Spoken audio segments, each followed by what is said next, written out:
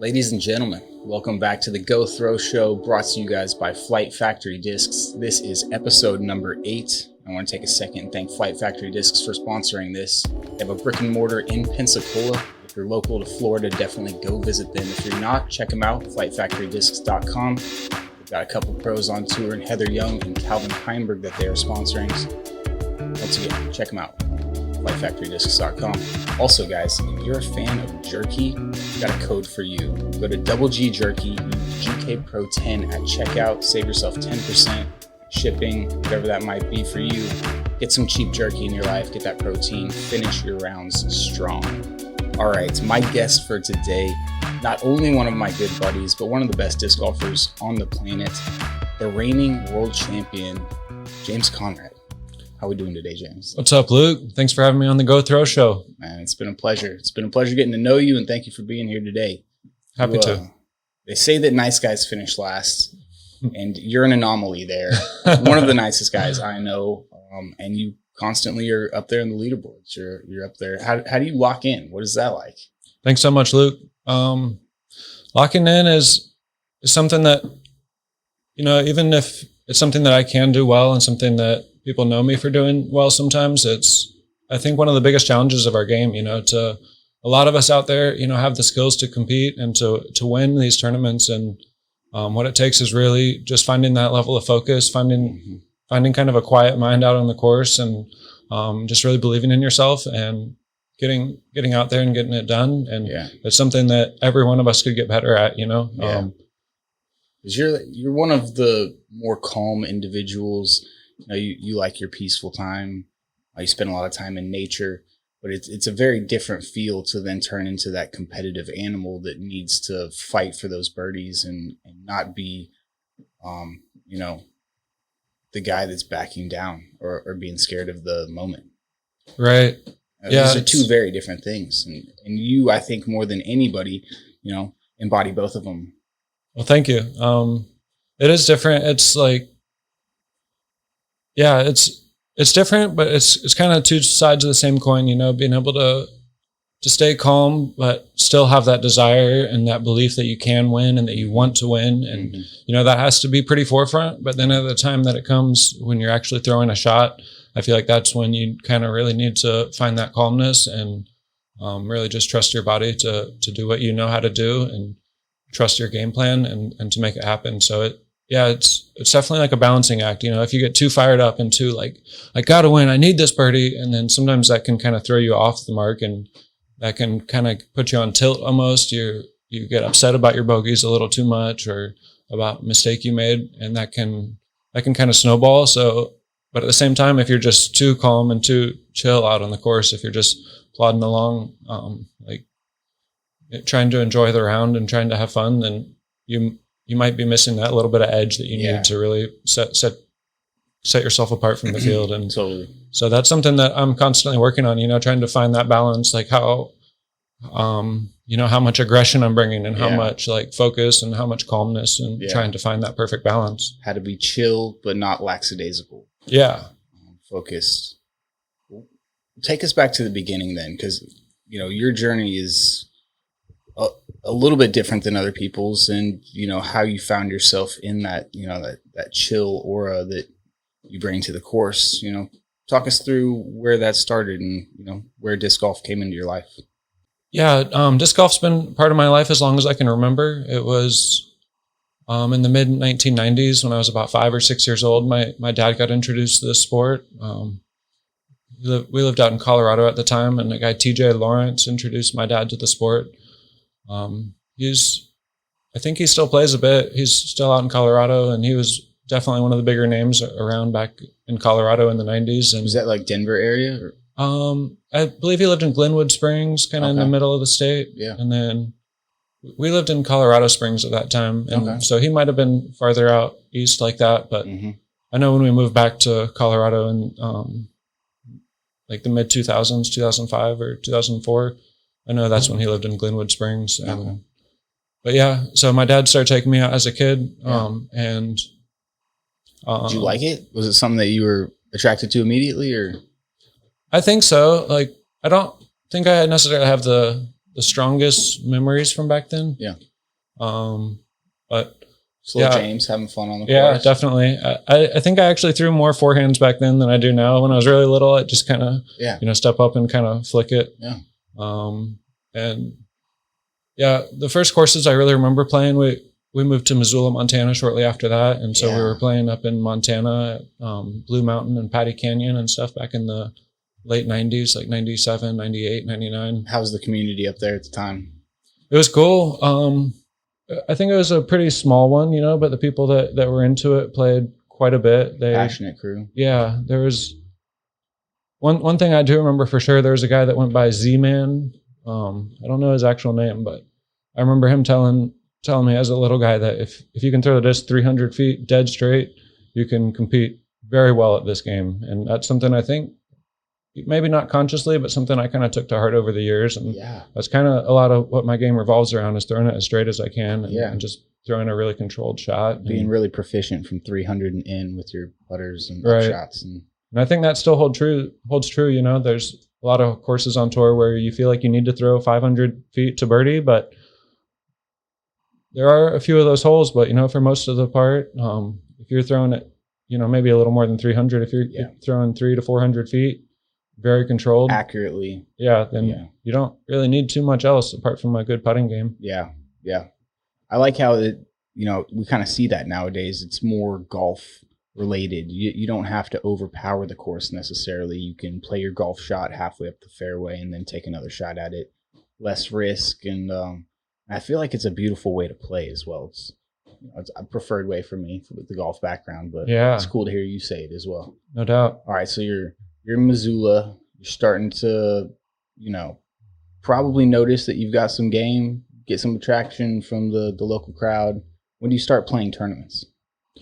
Or were you already playing tournaments? We were playing some tournaments.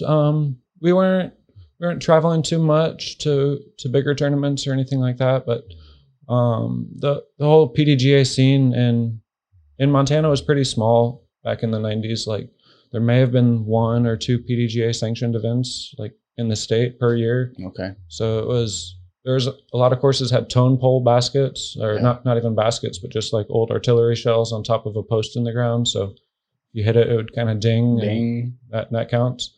But yeah, I definitely have a lot of memories of waking up at 4 or 5 a.m. with my dad. He's an Army man, so waking up early is nothing to him, and driving 3 hours halfway across the state to go to some little unsanctioned tournament, and just play the 2-rounder and come home. And your dad was, as you've told me before, like one of the best players around in his area for the most part.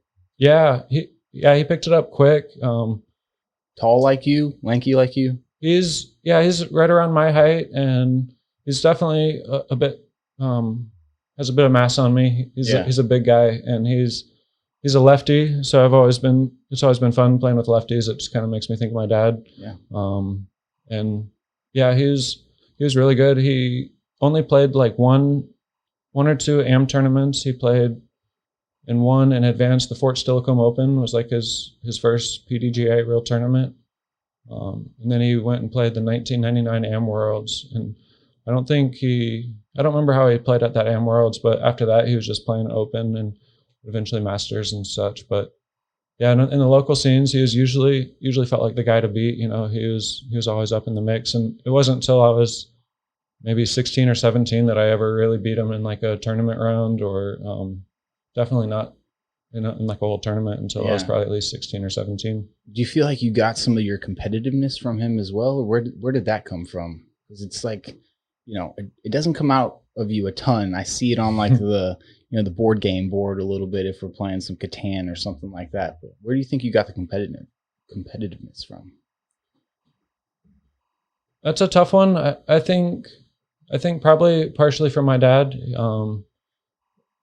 He was always a great sport, like playing with him, but it would still, you still want to beat him. Like you want to do your best, and like he'd be rooting for me, but he'd still want to beat me. Like, I think he was really proud when I could start to beat him, but at the same time, it was like also a matter of pride for him to like, how long could he hold that off kind of. And we also were always like really competitive playing ping pong with each other and stuff like that. And pool. I never really had a chance against him, but we definitely played quite a few games and stuff like that growing up. And did he juggle? He does, yeah. He's a pretty solid juggler. I think he actually picked up juggling to quit smoking cigarettes back in his 20s. Like he was in the army and smoking cigs, and then I think so. That's something that he had mentioned one time, that like instead of smoking, when he had the urge or whatever to pull one out of the pack, he'd just pick up the juggling balls instead. So he's got a lot of my tricks I learned from him, a lot of my patterns and stuff. So is he? I mean, you're probably better now, aren't you? I'd say, yeah. You can five ball? Yeah, I'm pretty comfortable with the 5-ball cascade pattern, and that's something that is honestly one of the harder things I've ever learned to do. I've heard you say like you throw a mean Anheuser, but what I could do on the juggling front, more impressive even. How long does it take somebody, and like what is a 5-ball juggling cascade? Tell people about that. That's the 3-ball, like the standard 3-ball juggling pattern where they kind of cross over each other is like the cascade pattern. And then so 5, you can't really do that pattern with 4 balls, but when you step up to 5 balls, you can keep the same pattern going, but the throws alternate, and it's just a really smooth pattern. And like about 2 feet over my head is like an optimal height for every throw to be, and the throws are happening quick, so it requires like a ton of precision to get it right, and then it also requires good timing. And then it's also interesting because it's like relies on your peripheral vision. You kind of want to focus your eyes on like where the balls are, like kind of like the apex or where they're crossing at least. So maybe just low the highest point, and when you're looking that high, that your hands are pretty much out of your view. Like I can maybe see my hand right here. Right. Right. So it's kind of interesting that you're just like reading the trajectory, and your brain has to like tell your hand where to be in the right place. Do you think there's any advantages to having that skill and then transferring it over to disc golf? I don't think there's like probably like a very direct correlation. Like, oh, if you can juggle 5 balls, you'll be this. I don't think there's anything quite like that. But I think just having that. Just putting that much practice into anything, like it's something I worked on and off for probably over 10 years before I felt pretty comfortable doing it. I've met other jugglers that were like diligent about it, that maybe in like a solid year of like, practicing an hour a day for 5 days a week or something could get that level. But that's kind of like ballpark what it takes. It's like just a lot of hours. 10,000 hours type of deal. Maybe, yeah. Maybe not quite so many, but it's up there. So take me to the place where you're starting to feel like you could compete on tour, starting to think that might be something that you wanted to do. And everybody at home, please pardon Hogan, the good boy's over here snoring away. So if you hear a little bit of snoring in the background, that's just the good boy dreaming about sticks. Good boy, Hogan. Yeah, so take me through early touring James Conrad. Sure. In my early 20s, I honestly didn't really consider touring.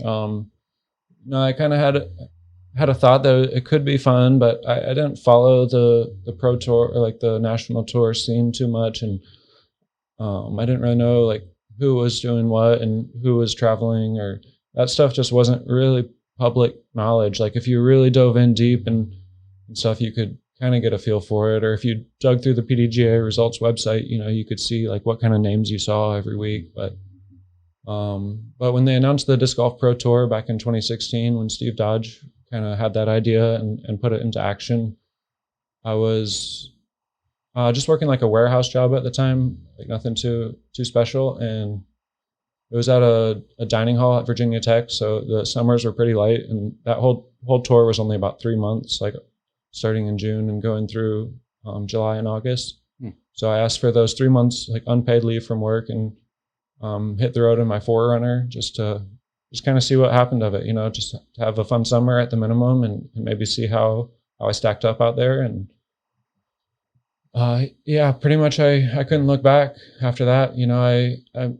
I didn't win any of the events or anything like that, but I think at Maple Hill, the first one, I think I took 12th place, and I made some coverage at like my first Pro Tour event.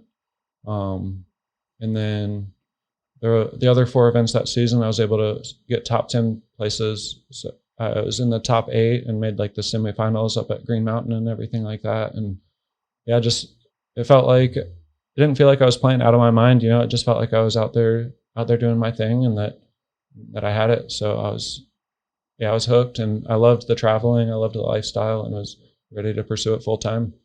So, yeah, incredible. Did you say 5 top 10s in your first 6 events?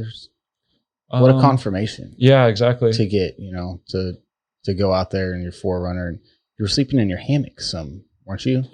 You actually won Idlewild sleeping out of your hammock. Is that correct? That's correct. Yeah, in 2017, that was like my first full year on tour. I didn't tally the nights exactly, but I believe I spent over 100 nights sleeping in my hammock that year on tour.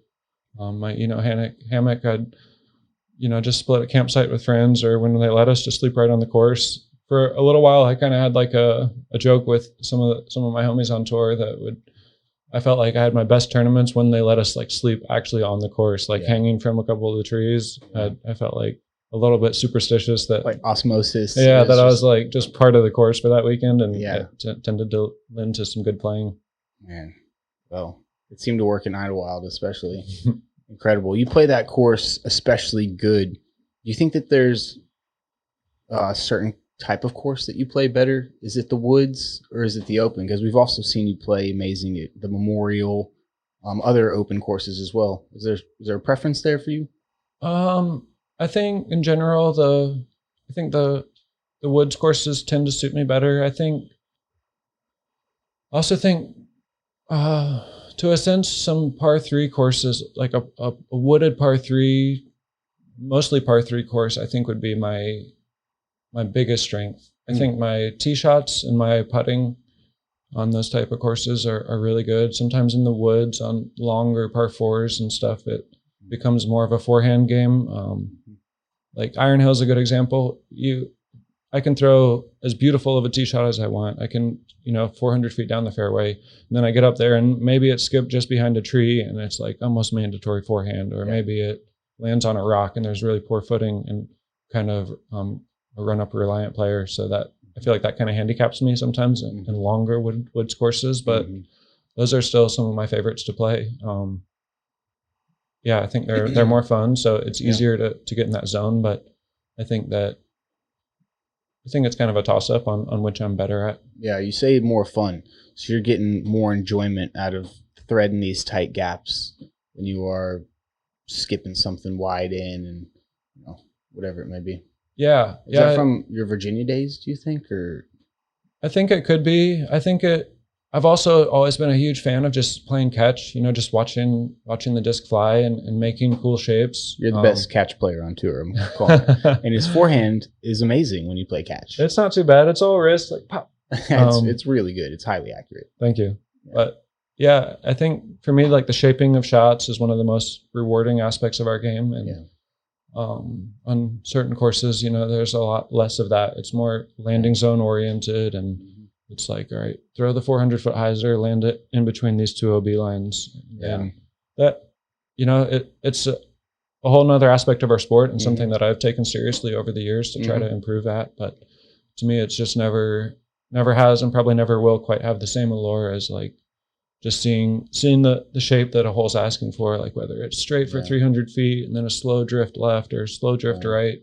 And just seeing that line as a possibility and then just threading it just right is, to me, probably the most satisfying thing in our game. Yeah, the execution of what you imagined in your mind is top tier. All right. So as we sit here, we're in Tyler, Texas. Yeah. A very wooded course previously. They've done a few adjustments now. You're one of the people that's played it. Give us your thoughts on the course here, and what do you think about this wooded track? I'm excited to get some more reps in on the course.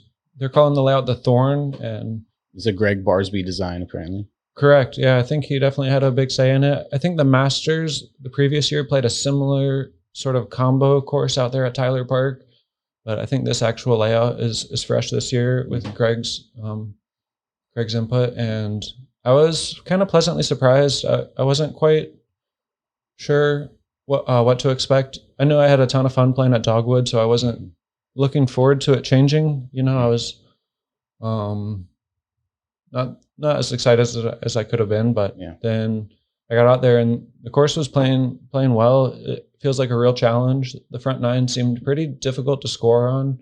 There were definitely some holes with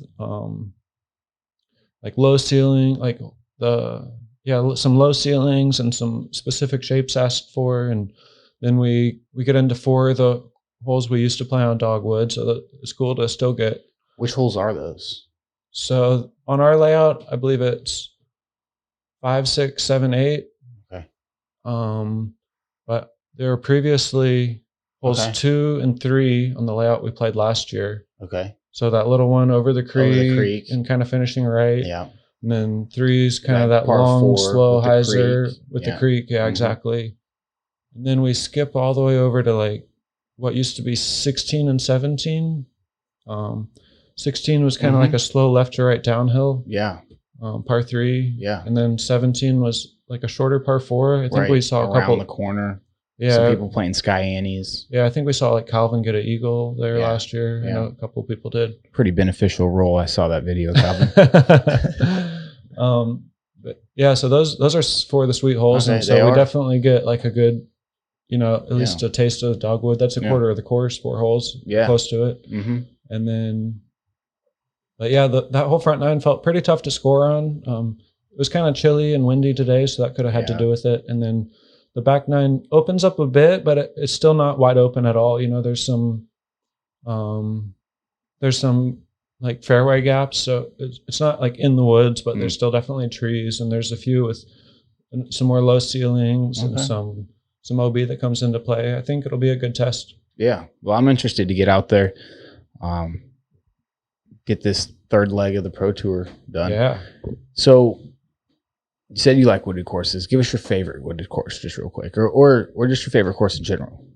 I know that Brewster Ridge has got to hold a place in your heart. You've shot some of the hottest rounds that course has ever seen, but don't let me answer for you. Go ahead. I have as far as courses we play on tour, I think Maple Hill and Brewster Ridge are probably my 2 favorite to play at. I don't necessarily think they're the best competitive courses we have. One of my other all-time favorite courses is honestly, it's called the Dark Side. It's in Virginia at the Blockhouse Disc Golf and Country Club. And it's almost a true par 3 wooded course. I think they called it par 56, but the 2 4s weren't, you know, they're both possible to 2. So old school, like Ironman scratch, you know, that's kind of how I grew up playing. There weren't many courses that weren't par 3 based. And so that type of course still is just fun to me, you know, trying to get as many 2s as you can on a track where the 2s are not easy to get. I think that's some of my favorite kind of golf. Yeah.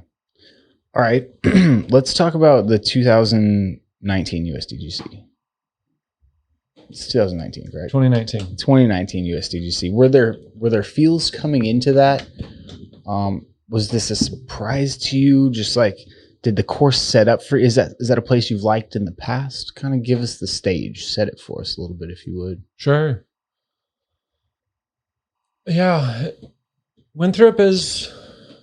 It's cool. It's not one of my favorite places to play disc golf, but it's still super cool. You know, they for a long time they've really done that tournament right, and they've made it feel like you're a professional from the moment you arrive there, and so I think that's one really special thing about the USDGC. You know, it's always felt prestigious and felt important, and you have to get your invite to even go, and that's earning something. You know, earning that invite is no joke. No. And so, yeah, it's super special. As far as, you know, playing over some parking lots and stuff like that, you know, it's not what I aesthetically, not quite what I'd like it to be in some senses, but and then as far as the golf, it's cool that they kind of switch it up a little bit, but you know, the bones of it remain the same mostly. And sometimes there'll be stroke and distance, sometimes not, those kind of things, but it's a great challenge, you know. You have to really stay mentally tough out there. You're going to have mistakes, and some of them are going to hurt, and they're going to feel like it's on an easy hole, and it's like, man, what am I doing out here? 1 foot cost you 3 strokes or something, you know, type yeah, of those deal. kind of things. So Definitely got to get over some stuff. yeah, definitely. And we had did we have poor weather a little bit? It wasn't like germ poor weather, you know, raining when he won, but it felt like the scores weren't as low as they had been in the past due to some winds, due to some adverse conditions.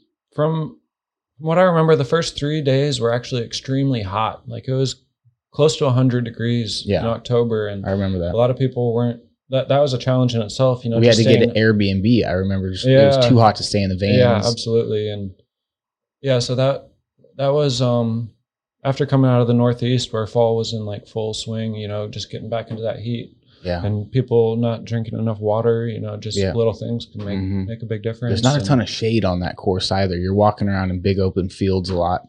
I had an umbrella and like a full-size towel just for like the sweat. I remember I was like lugging all this stuff around with me, but plus like a half gallon of water, filling it every time I could. So sometimes those little things, you know, can make a big difference just if it's, if you're just taking care of yourself, you know. It's known as a forehand course too. You know, we see a lot of lefties playing well out there. We got a lot of guys with good forehands. Chris Dickerson, obviously Paul Macbeth, you know, and then you come in there with a backhand and you're just laying the putters down on the side angles perfectly. And it was cool to watch you play that week. I think it was eye-opening for some people too to see a backhand dominant player just shred that place up. Yeah. You know, you're landing putters on side slopes over half the holes. The touch that requires something like that.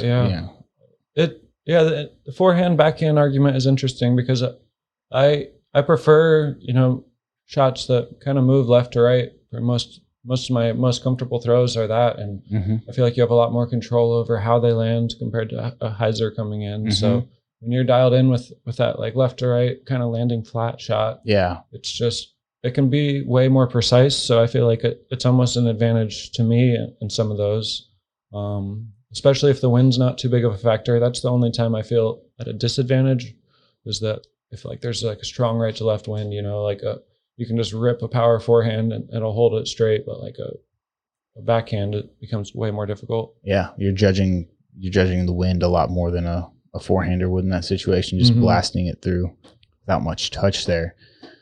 Was that experience taking down a major, you know, obviously it's life-changing. Was it eye-opening to you? Was that something that you felt like you had in you before?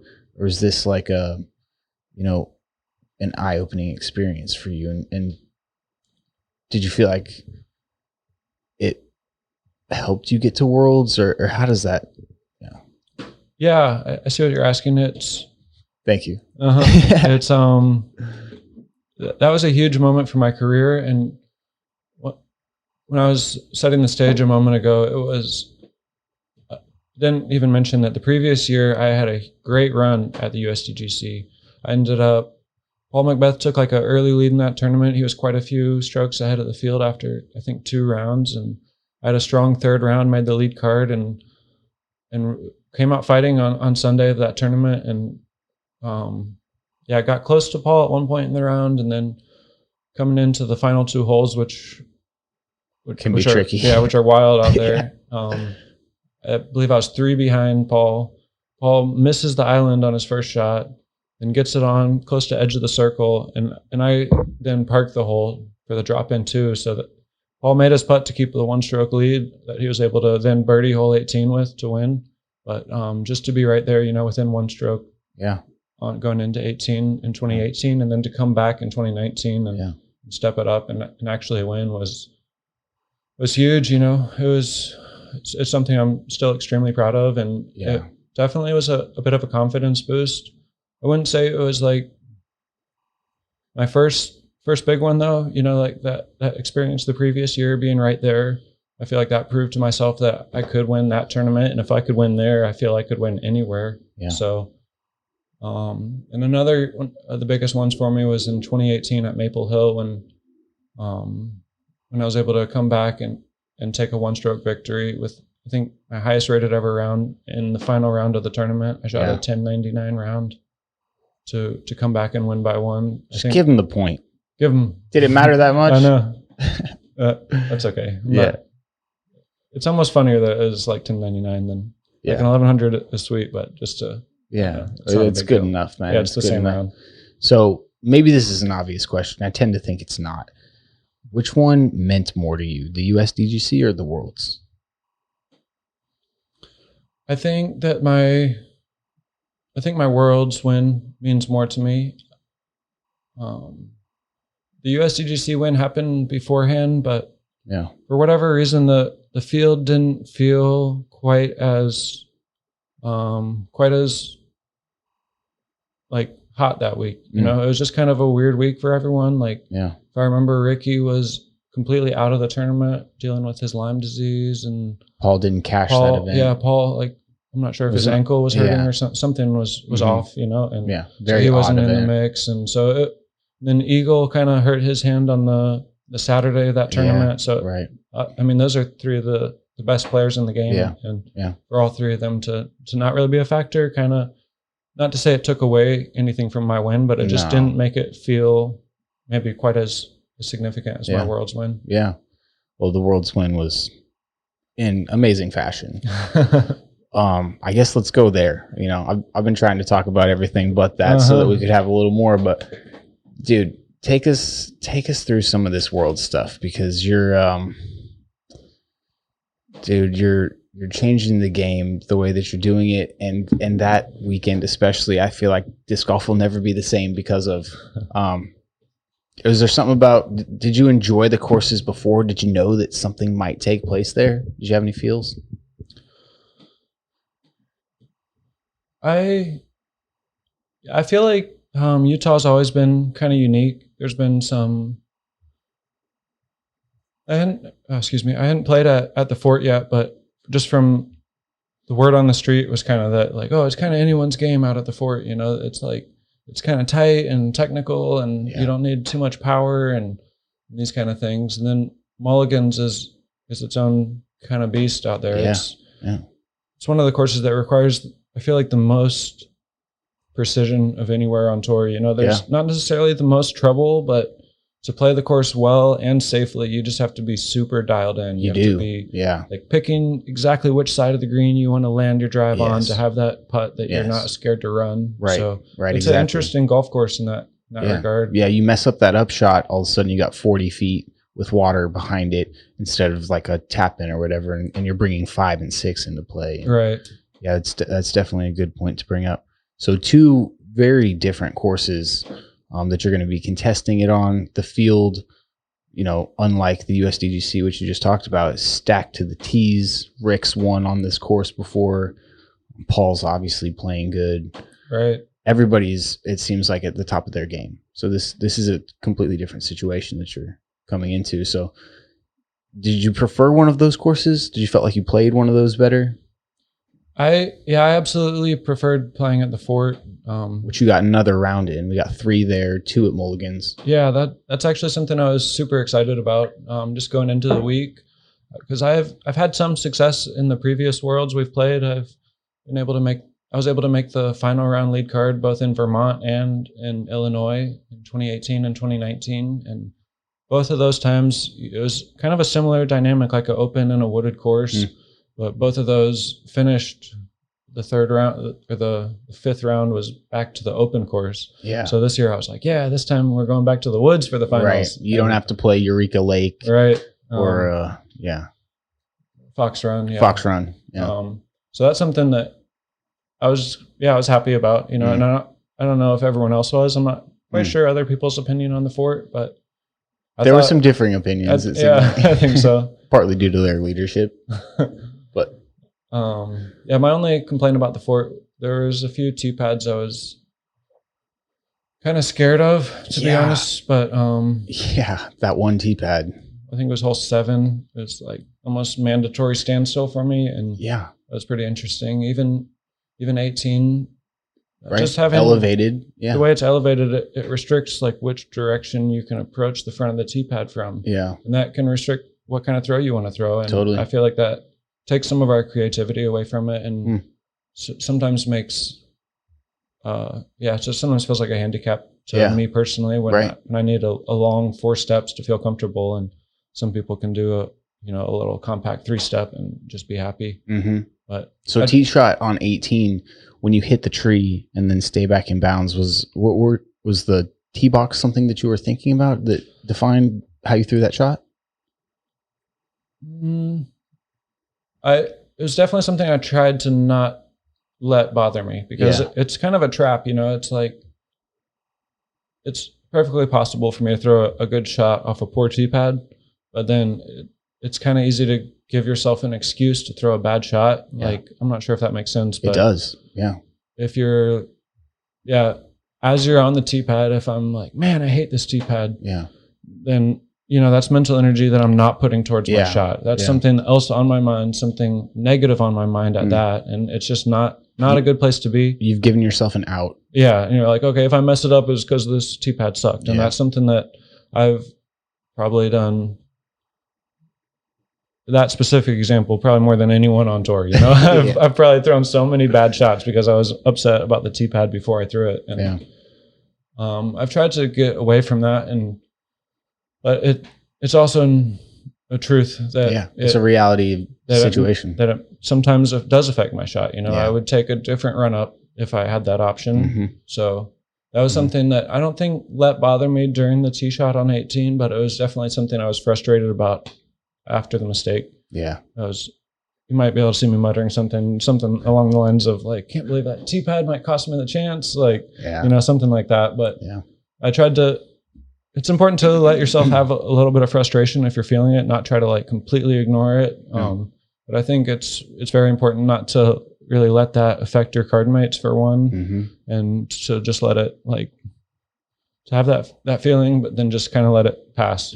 And you have plenty of time to settle down before your next shot. Well, especially on that hole, because you had to walk around the entire lake, which is like a 2-3 minute walk or something like that. So you had plenty of time to relax and get ready to basically lay up to try and throw in.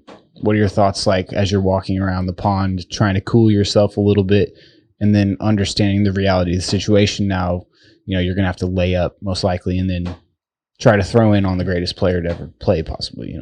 What's that like? I can't honestly say I remember the walk too well. I remember trying not to like overthink anything. I was trying to just kind of stay as calm as I could. I didn't have a great feel for what my lie was going to be from the tee pad. I wasn't sure just how close to the water I was, or what the trees in front of me were like. So I was undecided if I was going to lay up my second or if I was going to try to do something aggressive, try to get up and down with a roller or with a big turnover. What would it have taken for you to get aggressive? More room from the water or different? I think if I had, 2 to 3 meters, two more steps or something like that, it would have been a lot easier for me to justify going for it. Consider it. From my position, it was going to be a standstill throw off a little bit of a slope, and it was I think a 0% chance to get into circle one. Like, I don't think I had it. If I had a full run up, I think I might have been pretty tempted to try the roller to put the pressure on or something like that. But it's hard to say. I was, when I approached my lie, that wasn't. Obviously. That was completely out the window. And it was like, so what's my next best chance? And I knew the only thing I couldn't do was throw it out of bounds. Totally.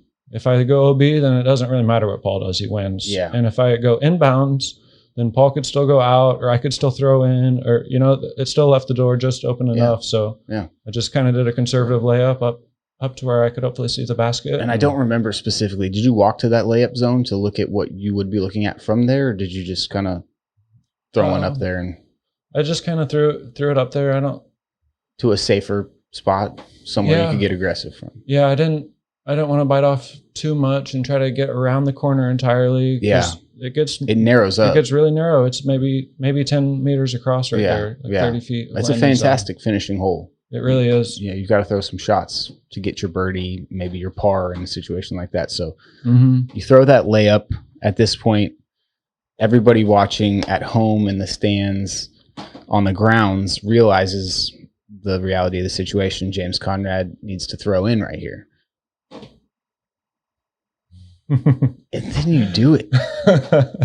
The sun in your eyes, a very peaceful, serene look on your face. Like, man, the moment is giving me goosebumps again just to think about. I hadn't been with your group until that exact moment. I walked up and literally watched it from 20 feet away. I know you've probably, recalled this and tried to talk about it many times, but give us your version of what happened. And did you know that was Double G that high-fived you as you ran by? He went by so fast. He sure did. Yeah, it's still wild for me to almost believe it's real. Like, obviously it is, but it's just worked out perfect for me. And I feel kind of lucky that it happened. And I feel lucky just to have been in that position. And I feel proud to have put myself in that position. And then, yeah, it's cool. Like, what were your swing thoughts? Like, just give it a chance. Obviously, you talked earlier in this podcast about left to right movement being something you're comfortable with and even prefer. Was there were you thinking a certain height? Yeah,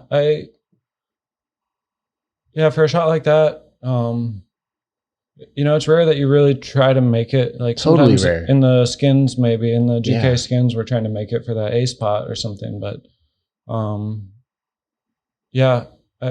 I feel like the things I focused most on were just throwing it hard enough to get it there and throwing it high enough that it would have a chance. And then if I got the line and the turn just right, then, who knows? And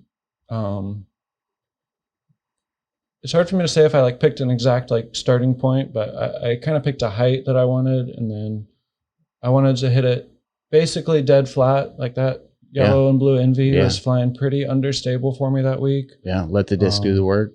Yeah, and I was throwing that disc super well. Like, Matty O, I think it was in the skins, maybe. Black and yellow, kill a fellow. Blue and yellow, kill blue a and fellow. Yellow, yeah.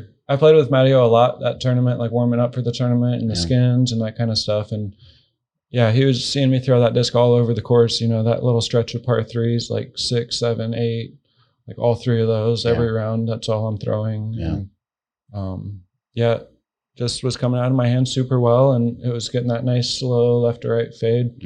And so I put it up nice and high in the air and hit it pretty hard and just got it just right. Dude, it stopped so quick. That was the craziest part to me.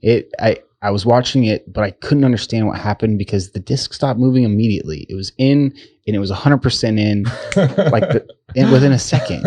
So crazy. Double G had already high-fived you and was 20 feet away from you before it was all setting in that you had actually just done that. And the moment was too much for everybody. We all went nuts. Yeah. People at home, I'm sure, did the same.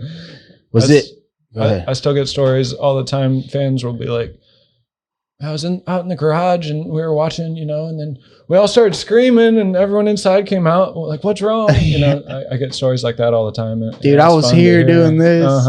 It's really cool to share that moment with those people that were just watching at home. It's cool. Yeah. For disc golfers, it's going to be as big as the JFK assassination was for the Boomers or the Twin Towers or, whatever. We're going to remember where we were when James Conrad threw in. But you didn't win it on that hole. Talk us through, how you settled down, how you got back to the position to throw another stellar shot on the first playoff hole. Yeah, I definitely had a couple of weird moments in between when everyone was wanting to congratulate me for the amazing shot I just hit. Totally. But then it was like thank you, but I'm not done. That was just to stay alive, that's sudden death. And also I wanted to give respect to Paul, who still had to play. And it's there's people all over our playing field, and he still has, the most important shot of his tournament coming up. It might not have been a difficult shot, but still one they absolutely had to execute. And it was nice that that we had a pretty decent break. I felt like it was 20 minutes. Yeah, it felt pretty long. Yeah. So we tallied up the scorecards and that kind of thing, and they made some announcements, and they walked us around the backside of that hill, kind of down holes 7 and 8, and then up the backside just to give us a little bit of space and breathing room. And that whole time I was trying to drink water and really focus on my breathing, getting some nice long slow breaths. And I couldn't have picked a better hole for me personally to start the playoff on. Already aced it once this week. Yeah, I aced it, and it was a funny one. It was one I was kind of indecisive on, like during Utah Open and the first couple of days of practice. And I just went out there, I think it was one evening, and just pretty much threw like all my disc, kind of just threw a whole bunch of shots on it and was like, what's going to get me the percentage on this hole? Yeah. And you've talked about the straight putter look already on this podcast. You're great at it. That's normally my go-to, but that one was just so touchy, like to get it high enough to get over the hay bales and low enough to get short of the water. And it brings any like crosswind really into play. Yeah. So yeah, I was just kind of messing around, and I threw the entropy, and I think I had a couple other discs, like even a reactor and a pyro in my bag, some mids that I was trying that line on. Just felt foolproof. It was like, just chuck it over that tree flat. It's going to stall out. Full blown stall out. I mean, I was standing in that crowd, and your disc went over my head and then turned and went back to the basket. It was the craziest thing. I'm standing next to Perkins, and your disc is above our heads, 80 feet from the basket. Right. Yeah, pin high. And then it just cruises, and everybody knows that you're parked at that point. What were your thoughts? What was it like to watch Paul then throw his shot and see that thing skip out? Yeah, it's like a weird sense of relief, and like, almost like disappointment. Like, I obviously wanted to win, but it's kind of sad to see just like a bad skip or whatever be how it went. The reason. Yeah. But that's part of the game, you know. How you land the disc on the green is just as important as where it first touches down. And 100%. That was one of the advantages to my high stall shots, that it would just come at, like, I had pretty much no chance of taking that kind of reaction, and throwing like a lower, faster disc. Right. Just kind of makes that a little bit of a coin flip. Yeah. But yeah, it was wild, and I didn't want to like tell myself even after his 1OB, like I knew I was pretty close, but Paul could still make his drop zone putt, and I might have to make my putt. Like I wasn't trying to celebrate early, you know. I was like stoked to have given myself that chance, and then pretty excited to see his go out, honestly, you know. And then when you walk up to your putt, and like you're on the ground, you see your disc, it's so close to the basket. Yeah, bro, you're like, do I lay up? No, I'm just gonna make it. You're super close to the bucket. Like, that's got to be a crazy relief as well. And then absolutely, Paul's got a last ditch effort. You know, you'd have had to miss your putt anyway. So at that point, it had to start setting in. Yeah, it did, and it's crazy. You know, hard to put words to it, but something I'm extremely proud of. You know, it's one of the coolest accomplishments I could ever imagine. And to have earned it, and to do it in that fashion. Right. Amazing, man. Thank you. That's disc golf history.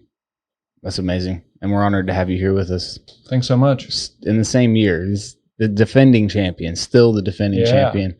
It'd be cool to go back to back, wouldn't it? That'd be sweet. What are your thoughts about the track? Have you seen the track we're playing this year? It's a newly redesigned Jones. I think I've played pretty much all the holes out at Jones Park, so I don't think it'll be too foreign to me, but I don't think I've seen our exact layout. And if you're playing Vegas for a second, which you don't have to if you don't want to, but what are we putting the odds of a back-to-back?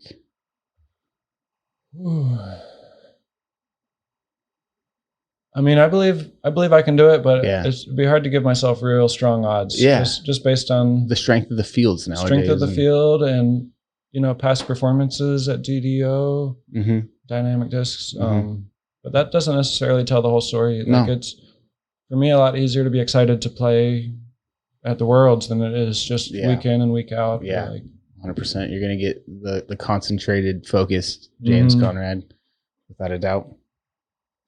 All right, I've got some fan questions for you. I did reach out to a few people. Pretty random, but we'll just rattle them off. Did you ever go through a partying stage? We're trying to imagine James Conrad in college partying. I'd say a little bit. Definitely never been the hardiest partier around, but I didn't really drink alcohol at all in high school, and then like my freshman year at college, definitely indulged way too much a few times. And I think, you know, just having a bad experience or two like that can kind of teach learn your lesson to be like, I definitely enjoy beer these days, but And a good festival as well. A good festival, yeah. And I don't go as hard as a lot of people at the festivals. You know, I like to go and experience a lot of the music and take it easy and juggle and just be outside around a lot of cool and interesting individuals. Is there a festival that you like more than others? A specific one that sticks out the most? Maybe the one that you and Jordan met at? I don't know. Yeah. Swanee Halloween. We've been 2 times now, and it's not the festival Jordan and I met at. We had met previously at a different one at Resonance up in Pennsylvania, but that was that Halloween festival in 2019 was kind of the one we got together at, and so it's definitely a super special spot for us, and kind of like this year was kind of our 2-year anniversary at that festival, so that was sweet. We're definitely planning on going again. We're bummed. I'm bummed anyway. Jordan doesn't really care, but the Silver Series out in Virginia at Lake Marshall is scheduled for that same weekend, so might not be able to support the Virginia tournament, but I feel super bad about that. But we can get at least a weekend where we can do something non-disc golf. Talk about what Jordan's meant to your tour life, your organization. I mean, I knew you beforehand. You were definitely, you weren't sloppy, but your van is a thing of beauty nowadays. And I can't give you the credit. Nope. Jordan. I can't take it. What's that been like? And, just having her with you on the road. It's been great. It's like quite a small space, so that presents some challenges, but I don't think for either of us it's ever felt difficult. It's been fun, and it's been pretty easy, and it's been really rewarding for both of us. I think we both learn a lot from the other one, and I think that I think we're like a nice balance. Like Jordan's definitely a little more talkative and a little bit more outgoing in a sense than I am, so I can kind of use her like a shield sometimes. Yep. But then I think I also help her with like a lot of anxiety kind of things that can get to her. I think my like calm and groundedness is something that she benefits a lot from, and that just makes us really work well together. And she really helps take care of me a lot on the road. Like she makes amazing food out of our little van kitchen, and such a good cook. And she like really knows how to like grocery shop well. Like honestly, that's one of the hardest things about like van eating life. well. Is like knowing how to shop well. And she makes that super easy for us. Just making sure we have like high quality foods and a nice mix. And I bet she's blushing over there. She's knitting as we speak. One of the craftiest people I know. Constantly making things, building out the van a little bit. And she's somehow she like a lot of touring vans don't necessarily smell the best, and everyone that comes over to our van is like, wow, it smells so nice in here. Like we usually have some flowers and burning some incense and doing that kind of thing. So she's definitely made the van just from like a crash pad into like a really cozy little home, and it's pretty amazing. An actual home for sure. All right. Next fan question. What are 3 books you'd recommend to readers out there? We hadn't talked about it much, but you're a big reader. When we first met, I feel like you'd wake up and put 2 hours into a book or whatever. You have your video game phases, obviously. You play a little game here and there for a week or two, but you're also a big reader. What are a few of the books that you felt like helped you, changed your life, impacted you? I do read quite a few books, but honestly, a lot of them are novels, just like fiction novels. And there's still something to be learned from those, though, I think. And I think my favorite series of books is the Stormlight Archive. It's by Brandon Sanderson, and it's like a super in-depth like fantasy series. There's 4 books out now out of I think 10 planned eventually. But the first main arc I think is the first 5 books. So in a couple of years, the fifth should come out. But Brandon Sanderson's a great like world builder, and just has a really interesting like magic system, and it's kind of like politics and fantasy, and just a really cool mix, and something. It's cool to just really be able to get sucked into this world that someone else like completely imagined, and to feel like you almost live there while you're enjoying the book. It's cool. Yeah, I love that too. Is that one, or is that all of them? I think that's just one, maybe. I got. Most recently, I've been reading. They're kind of darker fantasy books. They're called.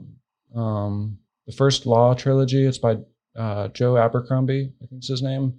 And this guy's just like a super interesting character builder. Like these characters that he imagines and writes stories about they're like dark, and a lot of them are almost evil, and like it's hard to pick a side. You're like, oh, I kind of see this perspective, but I also kind of see this other perspective, and I see why these first guys are really pretty terrible, but I don't know. It's interesting to be like torn like that, to like follow along stories of people that you don't necessarily agree with, and I think it can be cool just to think about how perspectives work, like just the way you tell your story might not always be how other people are seeing your story, and stuff like that is kind of powerful stuff, even if it's just like a fantasy novel. Yeah, so, popping into the mind of the author.